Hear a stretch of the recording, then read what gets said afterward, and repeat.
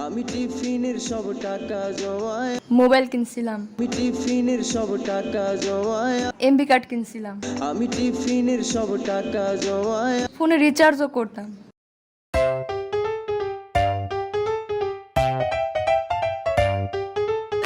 Class 8-এ থাকতে আমার বড় ভাই আমার একটা ট্যাব কিনে দেয়। তাতে সিম ইউজ করা যেত না, আর সবার মুখে মুখে শোনা ফেমাস বই ফেসবুক তাও চালানো যেত না। চালানো যেত ওয়াইফাই কানেক্ট করে, বাট আমার ছোট মাথায় তখন এত বুদ্ধি ছিল না। তাই আমি একদিন বললাম, ধুর ফালতু ট্যাব, ফেসবুকে চালানো যায় না। এটা শুনে আমার বড় ভাই আমাদের মাঝারি সাইজের একটা ঝাড়ি দিল। এই তুই এখন ফেসবুক দিয়ে কি করবি? ঝাড়ি খাওয়ার আগে ভাবতাম এটা জাস্ট একটা অ্যাপসের মতো, বাট ঝাড়ি খাওয়ার পরে ধারণা হইলো যে হয়তো এটা যে সেই জিনিস না, খুব বুদ্ধিমান লোকেরা চালায়, এটা চালানোর জন্য খুব যোগ্যতা লাগে। তাই ডিপ্রেশনে পড়ে ক্লাস 8-9 পার করলাম শুধু বাবল শুটার গেম খেলে, কিন্তু ফেসবুকটা মাথায় আরো বেশি করে ঢুকে গেল। ক্লাস 10-এ ওঠার পর আমার এক বান্ধবীর বয়ফ্রেন্ড তাকে একটা অ্যান্ড্রয়েড ফোন গিফট করে, বাট আমার বান্ধবী ফোনে কথা বলা আর ছবি তোলা ছাড়া বেশি কিছু বোঝে না। একদিন আমাকে ফোন দেখানোর জন্য নিয়ে আসে। আমি ফোনটা ঘেটে ঘুটে কি পাইছি গেস করো তো? ইয়েস, ফেসবুক অ্যাপস খুললাম একটা আইডি। তারপরে তো কি যে খুশি, নিজের ভিতরে অন্যরকম একটা ভাব আইছে যে বড় হয়ে গেছে, আমারও ফেসবুক আইডি আছে, আমিও এখন খুব খুশ। প্রতিদিন বান্ধবীর ফোন দিয়ে ফেসবুক চালানোর জন্য ওর বাসায় যেতাম। তখন ফেসবুকে পিপল ইউ মে নো এর আইডি গুলোর পাশে লেখা থাকে না যে অ্যাড ফ্রেন্ড। আমি সেই অ্যাড ফ্রেন্ড লেখা দেখে ভাবতাম হয়তো এতগুলা মানুষ আমার ফ্রেন্ড রিকোয়েস্ট পাঠাইছে, আর চোখ বন্ধ করে ফ্রেন্ড রিকোয়েস্ট অ্যাকসেপ্ট করার নামে রিকোয়েস্ট সেন্ড করে যেতাম। পরে যখন নোটিফিকেশন আসতো যে অমুক অ্যাকসেপ্ট ইওর ফ্রেন্ড রিকোয়েস্ট, মানে অ্যাকসেপ্ট তো আমি করলাম, ফেসবুকে মনে হয় ডিস্টার্ব।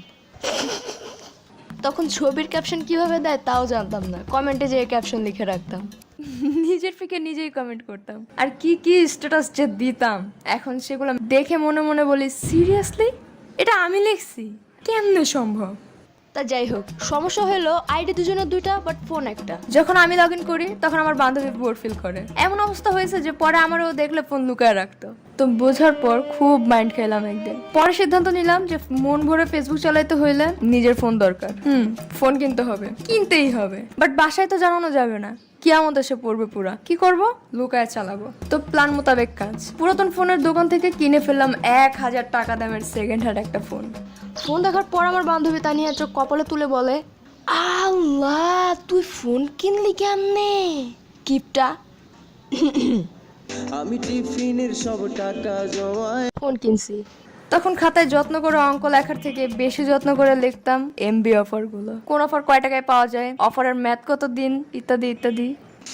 তো শুরু হলো রাত জেগে লুকায় ফোন চালানোর সে ভয়াবহ সময়। ভাইরে ভাই, লুকায় ফোন চালানোর কি যে প্যারা, যে না চালাইছে সে জীবনেও বুঝবে না। প্রতিদিন এক একটা নতুন জায়গা খুঁজতে হইতো যে কই লুকাবো ফোন। শুধু মনে হইতো যে এই বুঝি আম্মু দেখে ফেললো, আজকেই ধরা খাবো। মাই গড। ওই সময় লুকায় ফোন ইউজ করতো আমার সে বান্ধবীরা যাদের বয়ফ্রেন্ড আছে, কারণ রাতে সুখ দুঃখের আলাপ করতে হইতো। বাট আমি এত প্যারা আজেরা ফেসবুকের জন্য নিয়েছিলাম, তাই এখন ভাবলে লজ্জায় বোরকা পরে হারায় যেতে মনে চায়। ছি।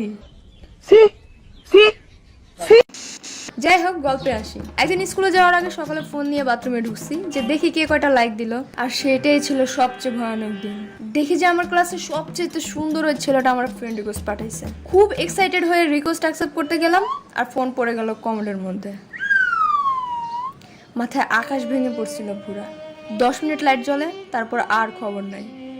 এত কষ্ট এর আগে আর কখনো লাগে নাই।